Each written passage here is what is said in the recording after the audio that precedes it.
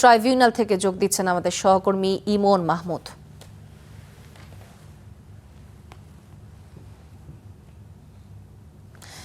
ইমন, কি অবস্থা দেখছেন ট্রাইব্যুনালের? সবকিছু কি শুরু হয়েছে কিনা এবং সর্বশেষ আপনার কাছে কি তথ্য আছে?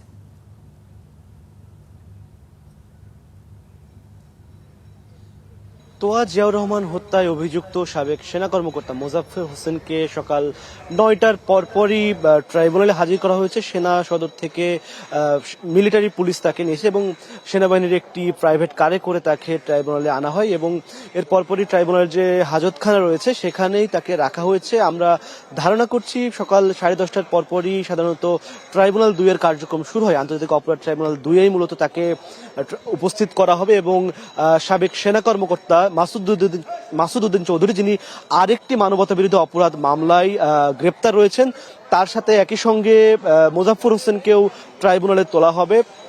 প্রসিকিউশন সূত্রে আমরা যেটা জানতে পেরেছি, মূলত আজকে তাকে ট্রাইব্যুনালের মানবতা বিরোধী অপরাধ মামলায় গ্রেপ্তার দেখানোর আবেদন জানানো হবে এবং এছাড়া মোজাফফর হোসেনকে অধিকতর জিজ্ঞাসাবাদের জন্য ট্রাইব্যুনালের কাছে অনুমতি চাওয়া হবে। যদি ট্রাইব্যুনাল তাকে গ্রেপ্তার দেখানোর অনুমতি দেয়, তারপরে তাকে ট্রাইব্যুনালের মামলাতে তার বিরুদ্ধে তদন্ত কার্যক্রম শুরু হবে এবং তাকে জিজ্ঞাসাবাদ করবে তদন্ত সংস্থা।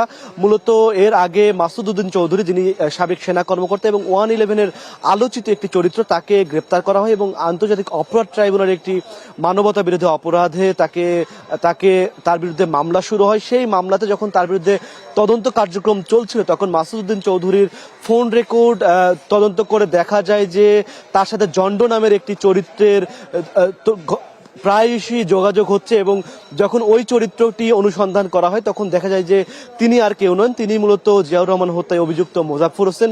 এই কল রেকর্ডের সূত্র ধরেই মূলত বনানী ডিওএসএস থেকে গত 16 জুলাই মোজাফফর হোসেনকে গ্রেপ্তার করা হয় এবং এর পরপরই গত মঙ্গলবার ট্রাইব্যুনালের চিফ প্রসিকিউটর ট্রাইব্যুনালে একটি আবেদন করেন যেন তাকে অধিকতর তদন্তের জন্য তার বিরুদ্ধেও তাকেও ট্রাইব্যুনালে হাজির করার অনুমতি চাওয়া হয় এবং সেই অনুমতি ট্রাইব্যুনাল দিয়েছিল এবং এর পরেই মূলত আজকে তাকে এই মামলাতে গ্রেফতার দেখিয়ে আজ হাজির করা হলো আন্তর্জাতিক অপরাধ ট্রাইব্যুনালে।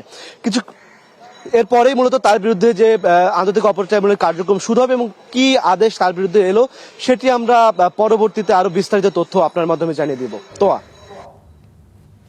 ইমন, আপনাকে ধন্যবাদ।